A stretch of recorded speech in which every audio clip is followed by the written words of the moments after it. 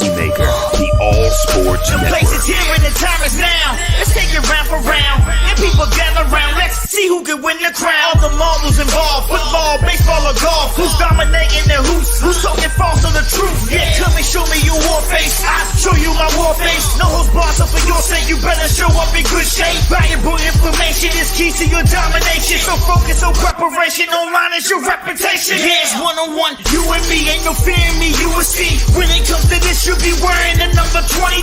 In debate, I hold my weight, cause these sports I'm attached to it. Your legacy, get ready, cause I'm gonna set a match to it. Hey! Burn 'em. Fire, fire, fire, fire, burn 'em. Fire, fire, fire, fire, burn 'em. Fire, fire, fire, fire, legacy on fire, fire, fire, fire, burn 'em. Fire, fire, fire, fire, legacy on fire, fire, fire, fire, burn 'em. Fire, fire, fire, fire, legacy on fire.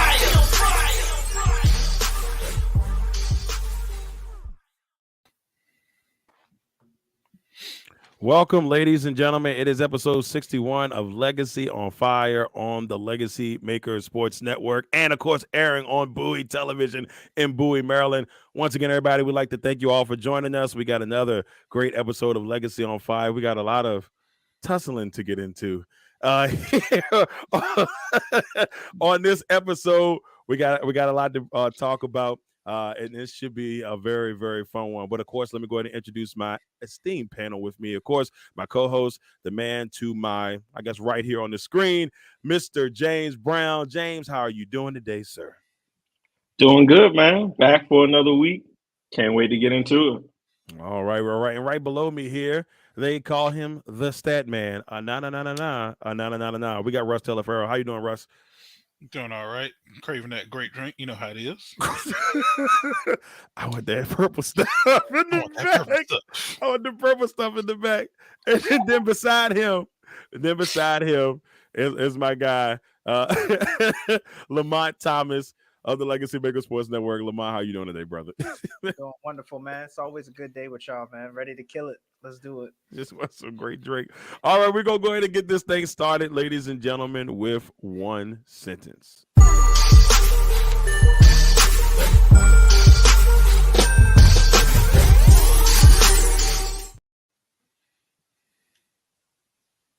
Sentence. Keyword, tussle. So our one sentence today is going to be about the Cam Newton situation that happened over last week, where at his 7-on-7 camp, maybe not the greatest situation to happen. It did not look good, and it was not something that we would have liked to have seen, but it had happened. So I really got to get y'all opinion on the Cam Newton tussle. One sentence on the Cam Newton tussle. I don't know if I should start this way, but I'm going to start this way. Russ, give me one sentence on the Cam Newton tussle. And remember, we are on television. Why you gotta say it like that? I'm just saying. If I had to put it in one sentence, it's like, is this real life right now? Like, Are we still doing this as grown folk? I had that sentence right there was a struggle not to add a couple expletives in there. But like, it's 2024, y'all. Can we just act civilized, please? Like, what are we doing? I understand, like, Cam Newton may not be the most popular dude around town, but like, what are we doing with our lives? And to the dudes who tried to challenge him, have you ever lifted weights? Because Cam Newton wasn't an offensive lineman, but he was throwing you down like he was like freaking Laramie Tussle in his prime or something. Like, what are we doing here, people? He couldn't do anything against him. But like, that's just it. I'm embarrassed myself just as a human being, not even a football fan, but just like my man can't even do anything for like his own community because he's back home in Atlanta and they're coming up and attacking him. Like, what are we doing? Have some common sense, y'all. Insane stuff. James, we head to you next, man. What's your one sentence on the Cam Newton tussle? All right. To keep it, I guess, for TV. So you're gonna warn some people, but not everybody. Wait a minute. I mean, he did the pre-warning himself, Russ. This is why you can't go back. That's why you can't get back to the hood. This is exactly why we can't get back to the hood in our community, because it's always somebody that's messing it up for people. Like if I'm Cam at this point, I'm canceling the camp. everybody gonna suffer because of a couple dumb. Yeah. Yeah. You can tell look, ladies and gentlemen, you can't tell there's more words that need to be said. I think you can understand it. Lamont, we head to you. What's your one sentence? Legacy on fire after dark. Right, Yeah, like the post show. Off air when we cut this off. Woo, It's about to get real. It's about to get that real. 1 a.m. HBO special type stuff. y'all know my one sentence, man.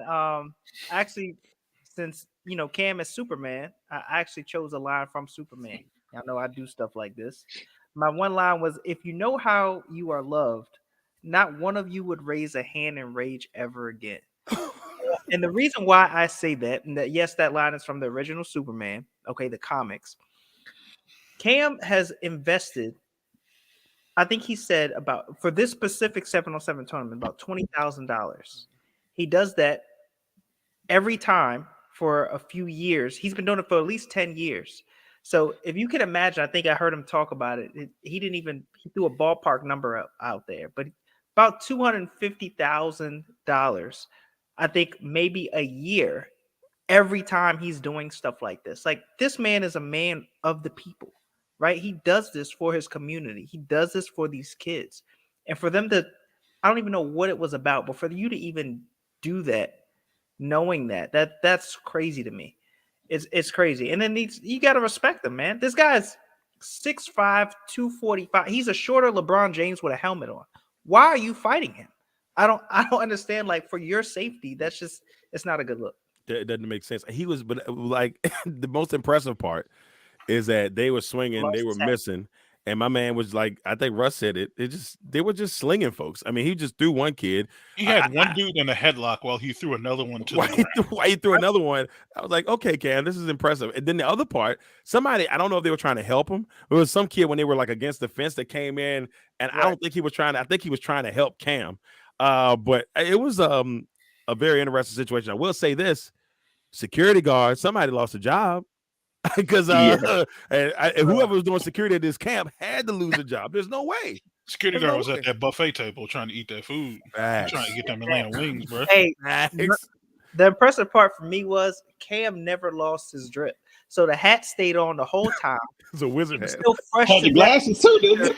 Had the glasses. Like, they didn't touch my man's swag. Like, he was like light work. It's like, the amount of hot glue that's probably in his hair to keep them dreads together.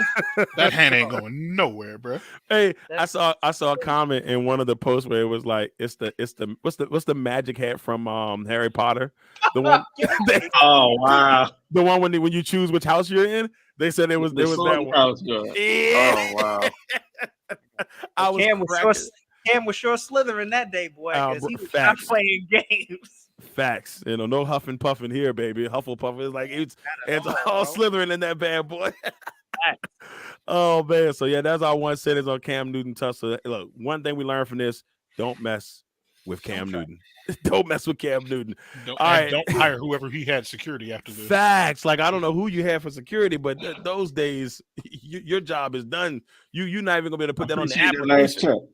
Yeah. Thank you. I'm sorry, Cam. What happened? It'll never happen again. You're right, because you'll never see Tal again. All right, everybody. That's it for the one sentence. Let's go to the fire starter.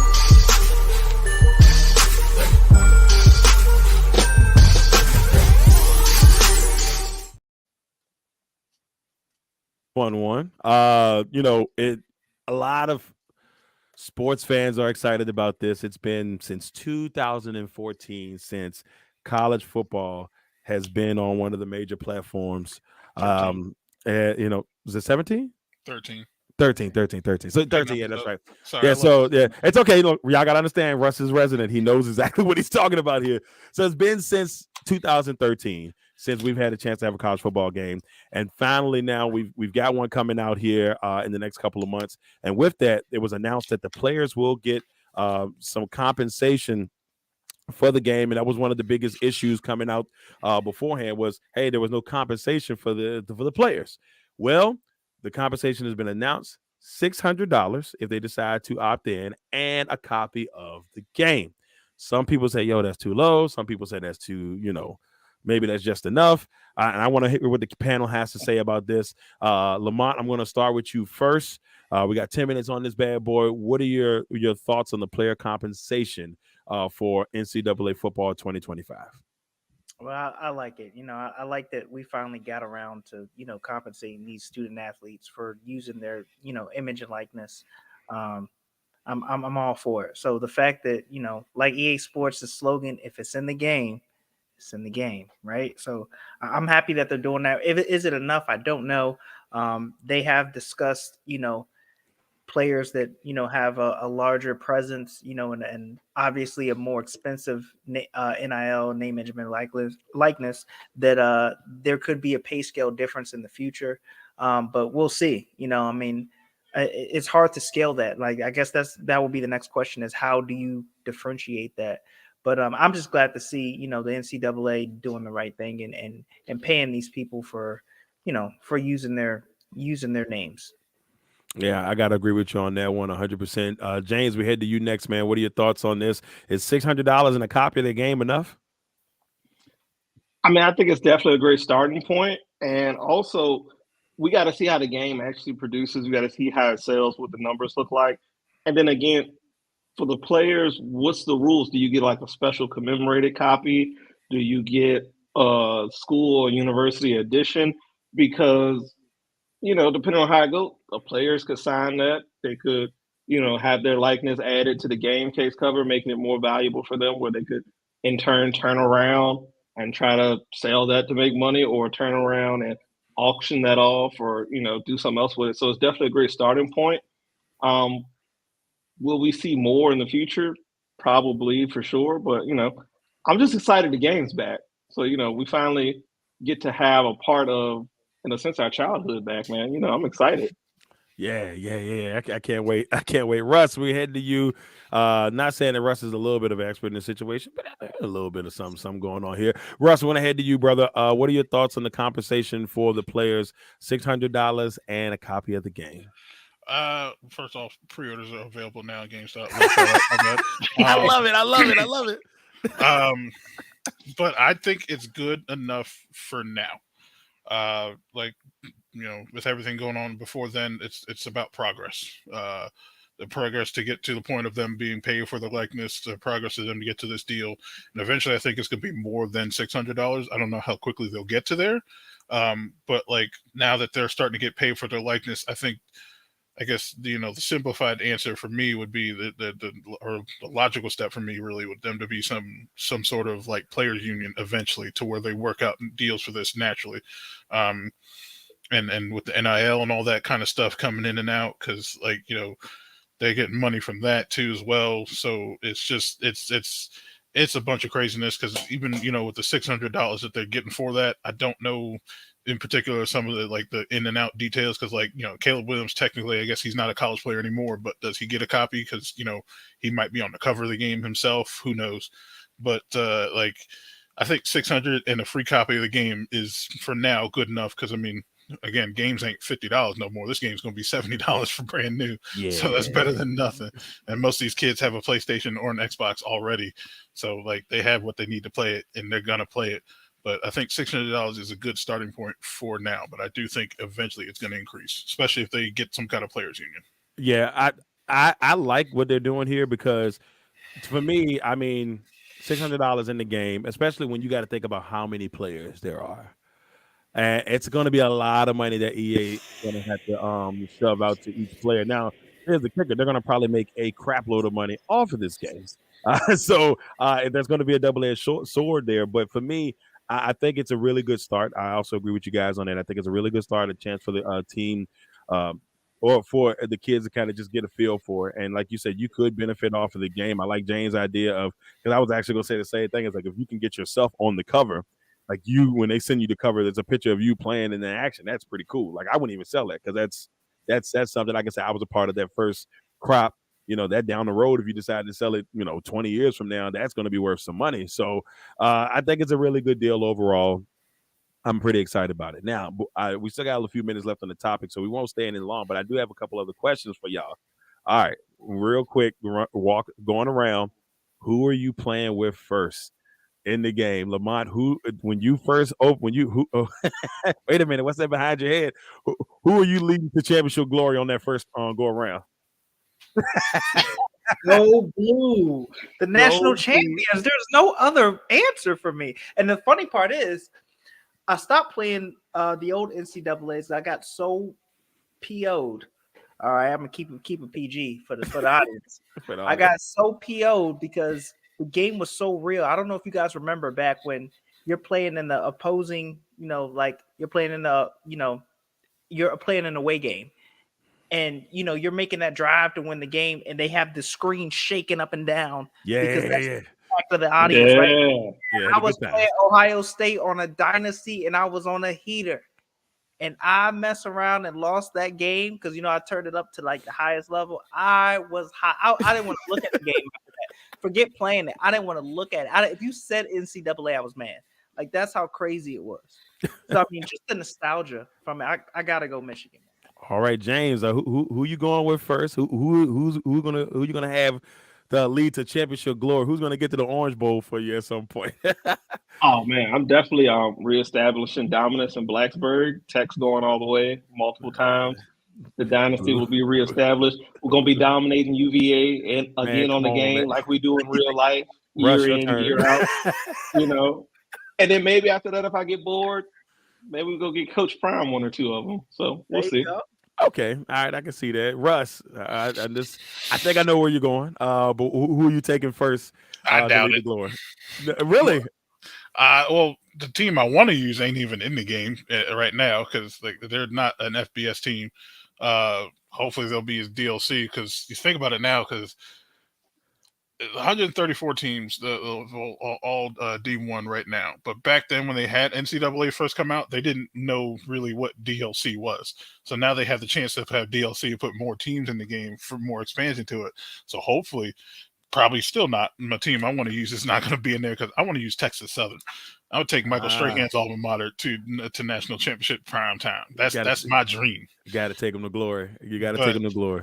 Yeah, I mean, to be honest, back in the day, me and my friends, what we used to do is take just some random team from a random conference that's not Power 5, like a Sun Belt team. So, like, most of the time, I'd end up picking Troy because OCU Manura went to Troy. So, I was like, we'll take that and we'll transfer them to, like, a big school, a big-time conference or earn it, and then we'll build them up to a dynasty. It is the best way to play. Yep. I love it. All right, so you may be surprised by my choice, too. The VCU Rams. Are going to be. It's time for. It's time for college football at VCU. We know basketball is king, but it's time to go. Steal some prospects from Midlothian or something to come up there. You can't support it. Like, I'll support it. If I can get VCU in that bad boy, that'd be all still good. Undefeated. But it's still undefeated. But I think Rams, go! I got to go to UVA because here's the deal. This is the only way I'm beating Tech. I mean, that's just what it is at this point. This is the only way I'm beating Tech. It's through this game. I was blessed enough to be there when they finally beat them after 16 years. Me and Russ, I think both were there. Yeah, me and Russ both were there when we finally got a chance to see that happen. But since the last time that happened, I've been to 2 losses, and it ain't been pretty. So for me, this is the only way I can beat Tech. And, I probably lose Tech the first time on this just for old time's sake. And then from that point on, got to get some dubs after that as I'm building the program. So for me, I'm going UVA, wahoo wah. We got to find a way to get a national championship. I'm trying to keep Tony Elliott's job at UVA. And I love Carla. That's my girl. She's the best athletic director in the country. She on the committee now. She got some of the best shoes in the game. So we in there. Wahoo wah. Going with UVA. The game's gonna be your best chance to accomplish all that. You know what, James? Hey, look, we don't have to talk like this. This is very disrespectful right now. Hey, but could you imagine? You talking about VCU? Could you imagine having the Peppers in the stands? Hey, you got the black and gold with the. No, that shirt would be lit. It would be, and then you hear, "You don't want to go to war with the Rams. Don't start no stuff. Won't be no stuff." It would be fire. It would be fire. But Mike Rowell, can we please make it happen? That's somebody get Mike Rowell on the line. Get him on the line right now. Somebody call Rowell. I did the math because I had to. if you take a look at it, what is it? I think 60. If my numbers right, 64 scholarship players on each D1 team, 134 teams, 600 to each one of those guys. If they all opt in, it's a little over 5.14 million. Right. Oh shoot. Nice. Ooh, big money. Big money. But there it is, y'all. We got NCAA coming back. We're all excited, as you can tell. Pre-order today. Pre-order today. Hit my man up. You already know what the deal is. Let's go ahead and hit the main flame.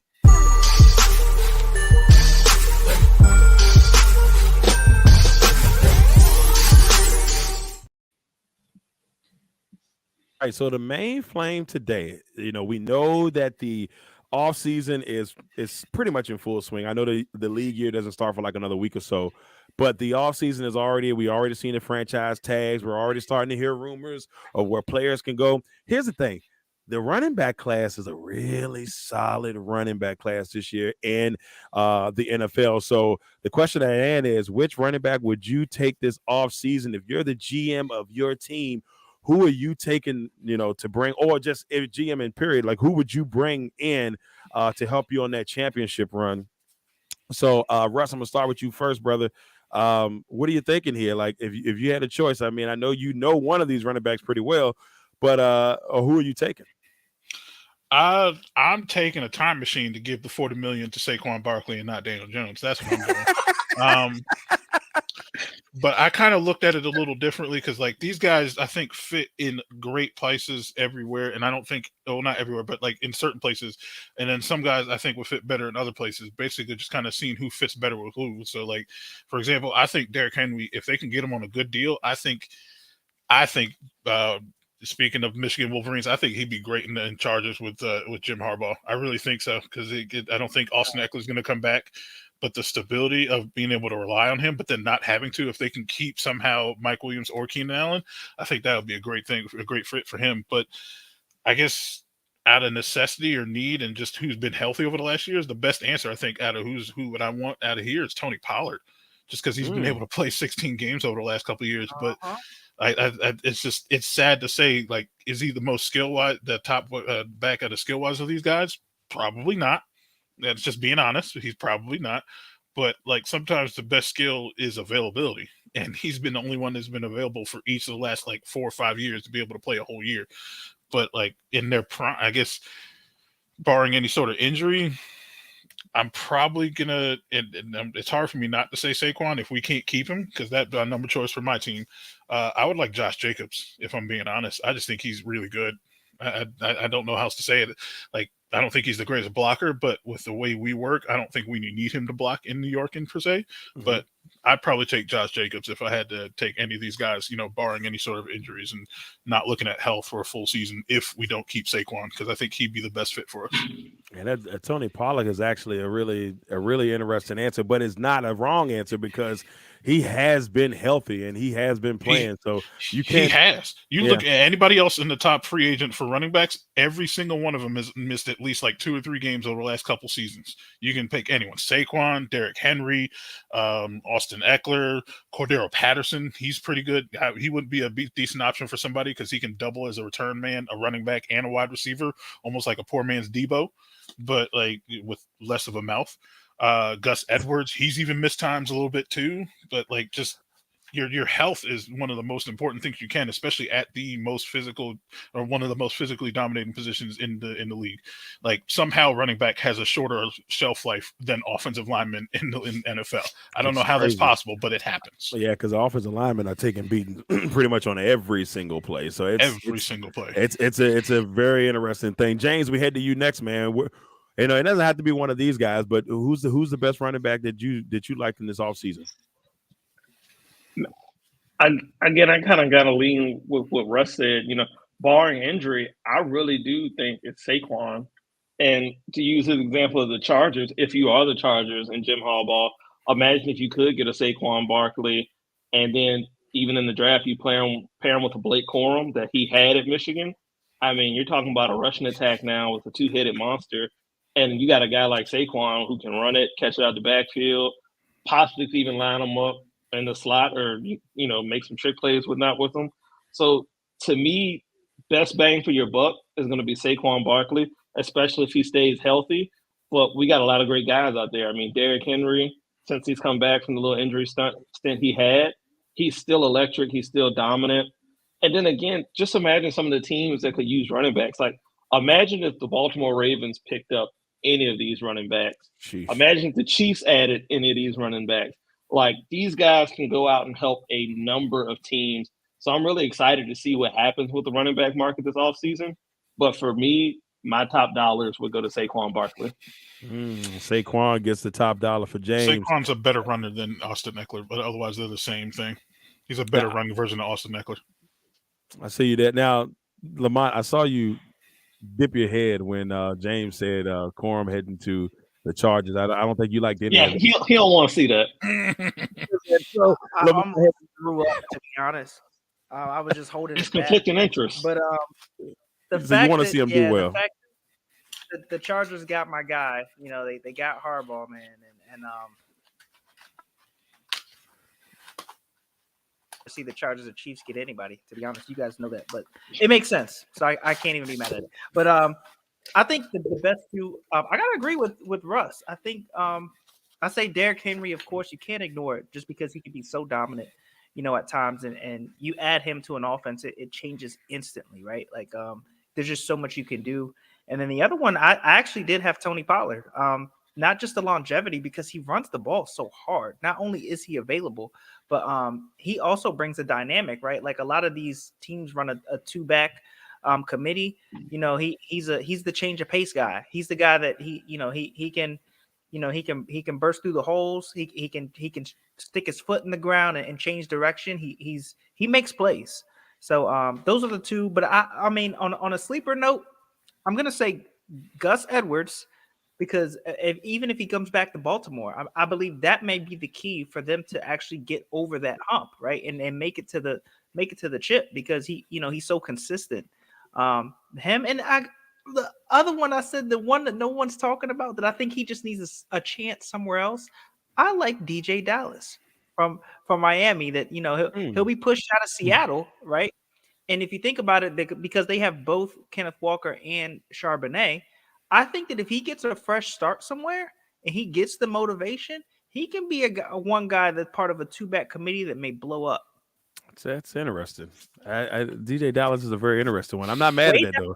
Way down the line, but of course, you're not going to have to pay top dollar for him. No, you can get him on the cheap. All right, so for me, it's kind of crazy because I've always been a Saquon guy. So for me, out of the listed or the people that we saw there, I said Saquon. Now, personal thing, Green Bay's losing Dillon more likely. I mean, he may come back. They may sign him. I think Dillon in the right situation could be really good when he's healthy. And I think if he goes into maybe some type of scenario where maybe they value a power back, I would say even the Ravens could be a really good spot for Dillon. You get a power back like Dillon and he's clicking, it could be really good for him. Places like that. I think Houston is going to be in the market for one of these running backs. And, I've heard some of the Saquon rumors down there. Henry's also been rumored to Dallas and that stuff because he's from there. So that could be somebody that's also in that mix. It's going to be a fun market. I'm going to go around real quick. Just give me your one team, no explanation, but if I'm going to give you the player out of the ones that we have listed and where you think they go, just give me the name. So we'll start with Josh Jacobs. Russ, Josh Jacobs, where does he go? I think he might go to Chargers, to be honest. I think he'd be good for the Chargers if they can't get the money for Saquon. Lamont? I think if Pollard doesn't end up in Dallas, I could see Josh Jacobs going to the Cowboys. James? So for me, I got Josh Jacobs, going to the Chiefs like Marcus Allen did back in the day. Boy, that would. So I mean, we've seen a lot of players play on both sides of that rivalry, and I think Josh Jacobs could be the next one. That'd be crazy. We reverse. So James, Derrick Henry, Dallas. They need a power runner. Lamont. Somehow, I think the Titans pull out. I think the Titans are gonna keep him. Oh, that'd be interesting to see. Statman. I think Baltimore needs to talk heavy into trying to get Derrick Henry. Like, you imagine him with Lamar Jackson. Holy smokes, they're going to be scared to tackle. Scary. It'll be so scary. Oh my God. I think it'd be great. I mean, you think about that core with Zay Flowers being one of the better receivers in the league, probably going to be one of the better receivers in the league, and he's not even 5'10". Right. And if Odell Beckham has a healthy season, if they re-sign him with Derrick Henry, who has the decently healthy season, how much stress they could take off of Lamar Jackson in that backfield, that'd be beautiful. Lamont, we go with Josh Jacobs. I mean, not Josh Jacobs. Saquon. That's what I meant to say. My fault. So Saquon, where do you see him go? I think you talking about pairing somebody with Lamar Jackson. I think if you put Saquon Barkley in the Baltimore Ravens, listen, I just say your prayers. Like it's gonna be ugly. You'd have to have one of them get hurt because there's no way. there's nothing you can do with that. Saquon and Lamar, forget about it. Yeah, Russ. Saquon, I think Dallas or Philadelphia should give him a call, if I'm being honest. Especially Dallas. If they lose Tony Pollard, I feel despicable saying that. I must get that out. I know it's got to hurt. I know it. When it came off your tongue, I saw the venom like going to your veins. Like, it feels like I'm going to have to cut my camera off to throw up just for saying that. But Saquon and Dallas would be beautiful. James, what you got? So for me, again, I agree with LT. Saquon and Baltimore. Scary. With that passing attack with Zay Flowers, if they add a receiver, if they bring back an Odell, you still have Andrews, likely the backup last year. He was dominant for stretches. It's like, what do you take away? Do you take away Saquon in the running game? Do you take away Andrews? Do you take away Flowers? The possibility is almost limitless for Todd Monken to see what he can do in his sophomore season as an offensive coordinator. So I really would like to see him in Baltimore. I mean, but even if you add Derrick Henry in place of him in Baltimore, can you imagine what the box would have to look like to stop Derrick Henry and Lamar Jackson? Jesus Christ. It's crazy. It's crazy. If I could propose one name to the group before we move on, though, how about Houston signing DeAndre Swift and keeping that core young in that backfield? I like that. Man, that'd be scary. Or even if they went a little older and they got an Eckler, I feel like Eckler would be great for their offense. Eckler would be phenomenal for them. Oof. Oh my God! So and one more, Tony. Where does Tony? We talked about him a lot. Does Pollock stay in Dallas? I could see him going to Houston. Houston's a good spot. Somehow, I feel like they could trade the running backs in the NFC East. Going to the East, ooh. Philadelphia or Dallas, but Houston I think is a good fit too. Houston's a good fit. So Lamont, Houston, Russ. What about you, James? And then we'll move on. I think he stays in Dallas. Jerry already saw what happens when you trade away one fan favorite running back in Zeke, or when you release one. I think he finds a way to bring Pollard back, especially if he can't add Henry, or he might see if he can double dip, bring Pollard and Henry back to help out Dak. But hey, don't be surprised, y'all, if Ezekiel Elliott returns to Dallas, because he is a free agent and he's beloved there, and they could get him super cheaper than the last time around. I know that may be a little bit of a long shot, but it depends on. We'll see how that goes. All right, everybody. Come back rocking the 15. It could be rocking the 15. It could be pretty sweet. Now we'll go ahead and swing over to our last segment. It's time to put out the fire. Fire, fire, burn on. Fire, fire, fire, fire, burn on. Fire, fire, fire, fire, legacy on fire. All right, so we're gonna put out the fire. Go away, buzzer. We're gonna put out the fire here. I know every week I always ask somebody, do they want to go first? Everybody looks reluctant, so I'll ask once again. But does anybody want to go first before we get started? James always looks. All right, I'll tell you what. I'm gonna go first. Let's go. And I'll give y'all time. So it's gonna be me, James, Lamont, Russ. Okay. All right, here we go. So I'll go first. So all right. Earlier today, there's a video that is swirling around the internet about this young lady singing the national anthem, and at the Pacers game, and it is. First of all, I got to say is this: Indiana, if you did this knowing that this girl's singing ability, and you did this, and this is okay, shame on you. You let that little girl go up there, and she is becoming she's gone viral for the wrong reasons. If y'all have not had a chance to check this out, you go to my page after this. Go to my Facebook page after this. Now, some people say, "Oh, maybe she was a Make-A-Wish kid." If she was a Make-A-Wish kid, that makes complete sense of what's happening there. But if she wasn't a Make-A-Wish kid, or they were trying to like live out a dream, oh boy, they set homegirl up. She starts the national. She didn't just do the national anthem. She did the Canadian national anthem too. She did both. And when I'm telling you, she started hitting some runs, I'm telling you, if they're calling it the worst national anthem since Fergie. That's how bad it is. And I'm not gonna lie to you, it made me giggle. Like when I saw it, I'm not gonna lie, you can't help but to laugh.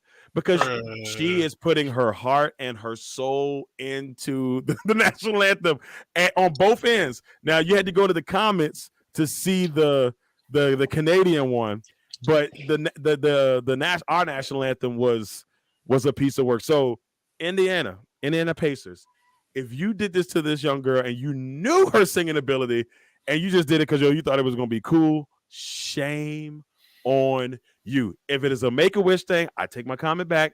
I understand completely. If something's wrong and you're living out a dream, I understand that. But you knew what the possibilities were, and then you shared it on your social media pages, and people have not backed down. So shame on the Indiana Pacers if this is snap.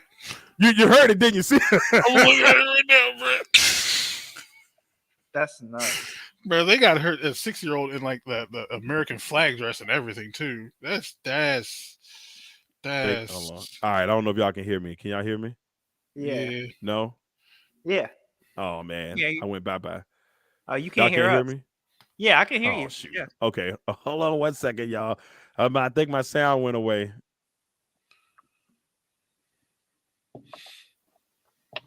You good?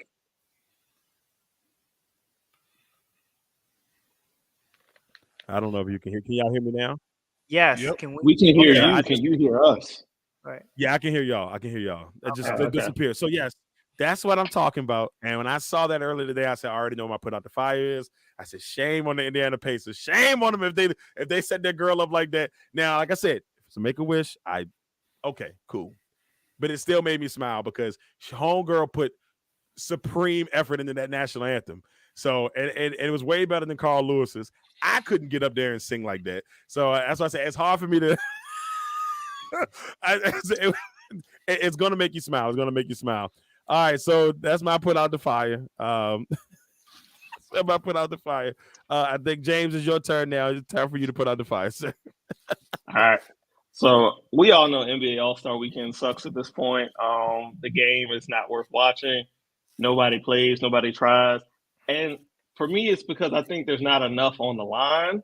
So one proposal that I saw was not really a proposal, but one thing I saw was, what if we had some of these past college players represent their university and like play each other like school against school? And like one instance I saw, it had Duke versus Kentucky. And for the Duke team, they had Kyrie Irving, Zion Williamson, Jason Tatum, Brandon Ingram, and Marvin Bagley against John Wall, Devin Booker, Jamal Murray, Anthony Davis, and Julius Randle. Like, who would win that matchup? And honestly, I think that's a pretty good idea that possibly could save All-Star Weekend, or at least give it some sort of luster here. Have these guys come back representing the school. Maybe there's some way to kind of tie in college basketball with it. And maybe that'll be enough to give these guys some incentive to actually play and give us an actual game again. Because what we're seeing nowadays is honestly just who can have the most alley-oop dunks, who can hit the longest three. It's ridiculous. So it's like we need to find a way to kind of incentivize these guys to play again. And maybe that's an option to get these guys pumped, to get them back into it. Other than that, I'd say just scrap the game, and I'd rather see the Big Three do a tournament weekend that weekend, and maybe the NBA sponsors that. I actually don't. I think that's a really good idea. How fun would that be? It's like, all right, we got the Kentucky starting for, or you bring some of the best Kentucky players go up against the best North Carolina player. Oh man, that could be Duke versus UNC. And maybe they don't do. maybe they just pick like 2 schools, like depending on where the All-Star can say, like the game is in Indiana. Maybe you pick some of the best, Indiana players, and they take on another big, like maybe Michigan. Somebody that they maybe one of their rivals. How But you about do that weekend. The Final Four of the team of the year, the tournament from the year before?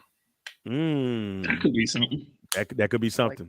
That could be something. I like that. Though. Or you could do like the Final 8, depending on how many teams, but one of them, the host city, is guaranteed a spot, like a tournament. That would be fun. I would watch that. I would be interested. It would get everybody tuned in. You get all the guys from across the league that went to these colleges to kind of come back. Some of them may have played together. Some of them may have been a year or 2 apart. And it's like, oh, what if? Well, now we can see it play out. It would be pretty sweet. And then they're wearing the jerseys. They're wearing the old jerseys. Like they go in there wearing it. Look, Michael Jordan's international players, Michael Jordan, I'm back. Foreign players that didn't go to school, like they're all just on one team. It's like, so like Jordan, Luka, Jokic, Giannis, all of them, they're just on an international team. Oh man, the international no way they can compete as well. Like the international, they might win it, but I think it'd be worth a watch. So does LeBron go to Ohio State? I mean, what happens there? Because we all know LeBron isn't probably amped up to do these things anymore. Like he won't should have been in the dunk contest. He ain't gonna go to no competition. He's not going to do this. We'll have him officiate. There we go. We'll have him officiate, or he can announce it with whoever else came straight from high school. Because I don't think there's many of them left at this point. Him and KG, maybe like they do that. That would be funny. Faking the funk James ain't gonna do nothing that weekend. Lamont, we go to you, brother. It's time for you to put out the fire. Put some respect on my man's name. I don't know if y'all saw what he did to the Clippers last night, but he tore them a new one. They were down 20 in the 4th quarter. My man scored 19 by himself and came back and punished them boys. So it's the curse of the new logo. Right. Give my man. Nah, it's the curse of being in the Lakers' younger brother for life.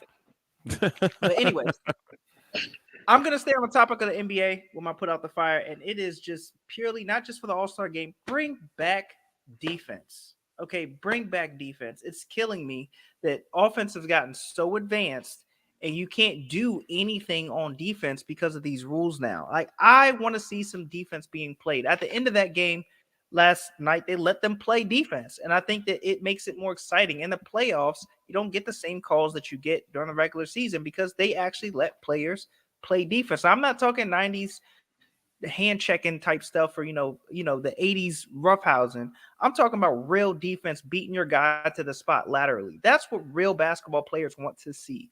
All right, so the best thing about this guy right here, the Mamba mentality, is that not only did he averaged 36 points a game, but he was picking up players like Tracy McGrady, Dwayne Wade, LeBron James. He was guarding them full court while he was averaging 36 points a game. That's what I want to see. Bring back real basketball and real defense. Yeah, I gotta agree with you. Like, covering the Wizards for SI, like on an average, they were getting, people are putting up 140. Like, I remember as a kid, like, man, somebody scored 140. You was like, dang, somebody scored 140. No, 140 is the norm now, easily. And like, if you score like 100, you're like, dad, what type of game night did you have? Like, we're growing up, 102 to 88 was a game. Like, oh, that's a really good game. Now, if you don't score 150, like, there was a couple of times just people 146, 146 or 132. I'm like, where was the defense in this game? I mean, we all love offense, but defense is an important part of the game, right? Like, yeah, I can't do it. I mean, somebody who's a coach at a high level, I need to see some defense. I agree with you 900%. Russ, we head to you last, brother, for you. You'll put out the fire. I feel like I need to get this off my chest before it becomes too late. For years and years and years, as a Yankee fan, everyone and their mama and their grandmama and their great-grandma could not stop talking about how we bought championships. I swear to God, if the crap doesn't roll downhill after the Dodgers flame out in the ALDS this year with all the money that they spent and the names that they got on their roster, I am going to lose my crap. And I'm trying so hard not to cuss right now because I don't need that. But you look at that roster up and down. You have the best player in baseball at whatever position he wants to play, either pitching or DH. You have the best first baseman in the league. You have the best right fielder in the league. You have arguably the best catcher in the league. You have, arguably the best third baseman in the league. One of, if not the top 5, if he's not the best. What more do you need? You have 3 legitimate aces at the top of your lineup, not including Clayton Kershaw. So that's a 4th one if he's any somewhat decent. But this is the year for the Dodgers to actually win the World Series. It is. And if it doesn't happen this year, they can keep the players, but that front office needs to go. I don't think there's a question about it. With the money that they spent and the talent that they have, like if you know anything about baseball, you know that Walker Buehler, Clayton Kershaw, Tyler Glasnow, and God, I don't want to kill his name. I'm not Darrell.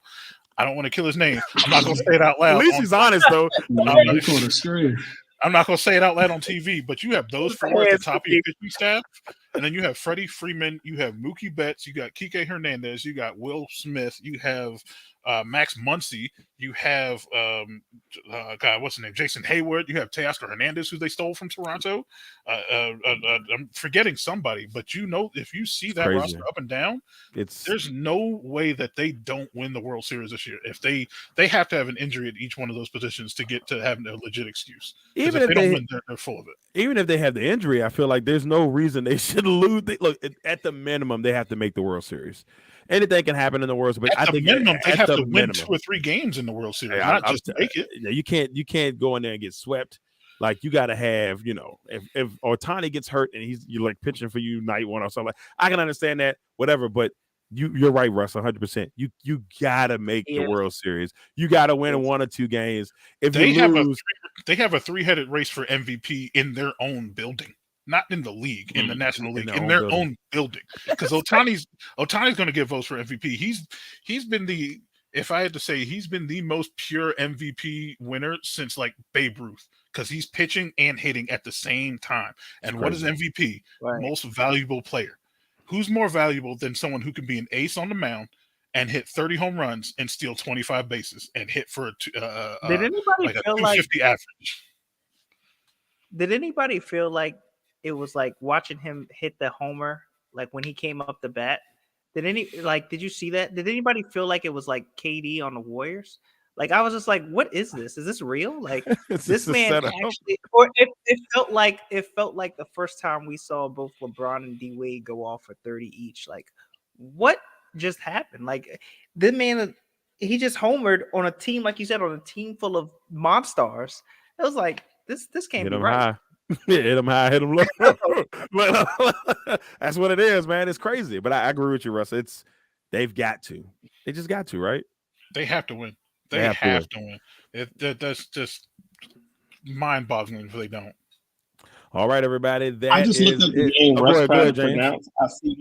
I looked at the name that Russ tried to pronounce. I see why he passed. I can pronounce it. I just have to see it in front of me first. Yamamoto, Jesus Christ! No, we're not doing that. Yoshinobu Yamamoto. I can say it. I just have to have it in front of me. I'm not going to do that. He sound like a boss on Kill Bill. You might try to hear that. You don't need to know how to pronounce his name. His nickname in the building got to be Yo-Yo. Right. His nickname in the building has been the best player, his best Japanese pitcher for the last 5 years. That's been his nickname. That's all you need to know. You don't need to say his name. He's been the best pitcher in Japan baseball for the last 5 years. Oh my God. Yeah, that's all they need is more firepower there. All right, everybody. That is it for episode 61 of Legacy on Fire. We won't be here next week. Why? Well, that's because myself, Russ, Lamonte, Rob, Justice will all be at the Atlantic 10 tournament getting ready for that. We'll be running around. Now, we will probably do some live broadcasts while we're there to tell you how the tournament is going, but we won't be back until the following week to bring you another episode of Legacy on Fire. But it's going to be a busy week next week, and we're very, very excited to be able to bring you coverage next week. I'm very pumped up about it, if you can't tell. So, once again, everybody, thank you all for tuning in. Before we go, James, anything you want to say? NFL Combine going on now. Dal Turner and Chop Robinson both ran sub 4.5. as defensive ends, like over 250 pounds each. It's getting crazy out here. It's a wild world. He has to go to Kansas City. I mean, your name Chop Robinson. You have to play with. What? You have to play with the Chiefs. I'm sorry. I'm If sorry. if he goes to Kansas City to pair with Karlaftis and then possibly bringing back Chris Jones, just go ahead and hand him the trophy. Could you imagine? When they doing the chant and they like he get a sack and they just whole crowd is in it. I'm just doing it for that purpose. Other than that, I hope he goes to Denver. Lamont, anything you want to say? Man, just appreciate y'all. Watching, like, comment, share, subscribe. As always, it's good to be on with the guys. Mess with Cam, get them hands. Yeah, man. That's what I got. Stat man, anything you want to say before we go?